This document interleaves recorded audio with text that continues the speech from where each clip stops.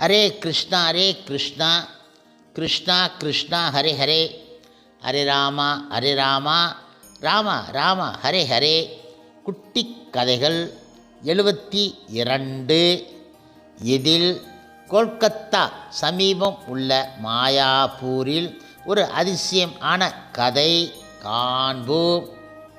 முன்பு ஒரு சமயம், அதாவது 2006ஆம் ஆண்டு அக்டோபர் மாதம் 28ஆம் தேதி ராதா காந்த கோபால் தாஸ் மற்றும் பத்ம ராதிகா தேவி தாசி அவர்களின் மகன் 14 வயதான சக்கரவர்த்தி ராஜ் தீபாவளிக்கான பட்டாசுகள் அவன் முகத்தருகே வெடித்தபோது காயம் அடைந்து விட்டான்.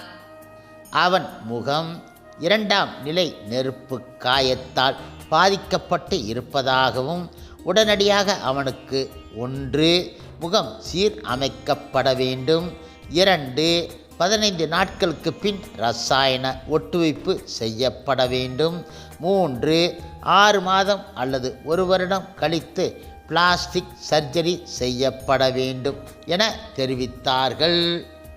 மறுநாள் காலை அந்த பையனின் பெற்றோர்கள் பங்கஜாகிரி பிரபு இடம் பகவான் நரசிங்க தேவருக்கு பிரத்யேகமான பூஜை செய்து சக்கரவர்த்தி ராஜின் உடனடி உடல்நிலை முன்னேற்றத்திற்கு வேண்டி பிரார்த்திக்குமாறு கோரினார்கள். அவ்வாறே சிறப்பு பூஜைகள் சரியான முறையில் செய்யப்பட்டன. அடுத்த 2 நாட்கள் எந்தவித அசைவும் இல்லாமல் கண் இமைகளை கூட திறக்க முடியாதவாறு படுத்து கிடந்தான் அவன். பிறகு பரக்பூரில் உள்ள திக்ஷா கண் மருத்துவமனைக்கு அவன் எடுத்து செல்லப்பட்டான். அவனுடைய கண்களின் வெண்மை நிற பகுதி தீயின் பாதிப்பை தாங்கி கொண்டதாகவும் அவனுடைய கண்மணி பாதிக்கப்படாமல் இருப்பதாகவும் கண்டு அறிந்தார்கள். எனவே அவனுடைய கண் பார்வைக்கு எந்த ஒரு பாதிப்பும் இருக்காது எனவும் 15 நாட்கள் சிகிச்சையில் கண்ணின் வெண்மை நிற பகுதியை பாதிப்பில் இருந்து நீக்கிவிடலாம் எனவும் கூறினார்கள் மருத்துவர்கள். இப்பொழுது நவம்பர் 2ஆம் தேதி காலை பத்மா ராதிகா தேவிதாசி தன்னுடைய குருமகாராஜா ஜெயபதாக சுவாமி மகாராஜா அவர்களை அணுகி நடந்த விஷயங்களை எடுத்து கூறினார். அவர் அவனுக்காக பிரார்த்தனைகள் செய்வதாக கூறி அவரின் நெற்றியில் நரசிங்க தைலத்தை தடவினார். அன்று காலையே சக்கரவர்த்தி ராஜ் முகத்தில் உள்ள காயங்களை சரி செய்ய கல்கத்தாவிற்கு கொண்டு செல்லப்பட்டான். இப்பொழுது காலையில் அப்போலோ மருத்துவமனையில் கருத்து கேட்ட பிறகு ஹவுராவில் உள்ள ரயில்வே மருத்துவமனைக்கு அவன் கொண்டு செல்லப்பட்டான். மூத்த மருத்துவர்களில் ஒருவர் அவனை சோதித்து 2ஆம் நிலை நெருப்பு காயத்தினால் பாதிக்கப்பட்டு இருப்பதாக கூறி அவனை கட்டும் அறைக்கு அனுப்பி வைத்தார். ஆனால் 3 நிமிடங்களுக்குள் அந்த அறையில் இருந்த ஒரு ஊழியர் கூச்சல் இட்டுக்கொண்டு வெளியே ஓடி வந்தார். நோயாளியின் பெற்றோரை உள்ளே அழைத்து திரும்பச் சென்றார்.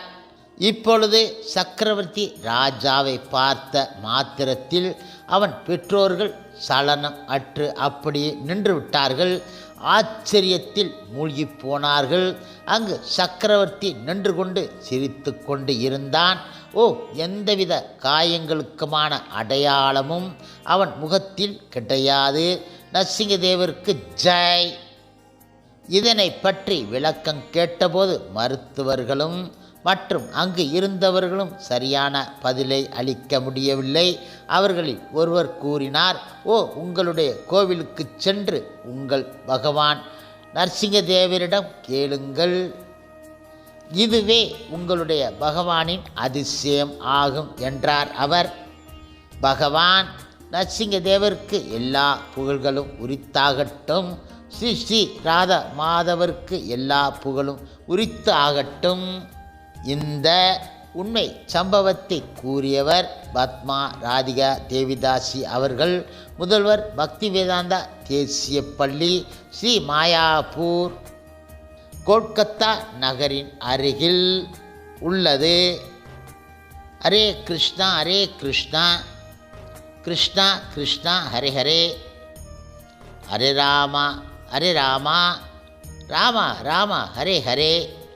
சில பிரபுபாதரின் சேவையில் இஸ்கான் பக்தர்கள்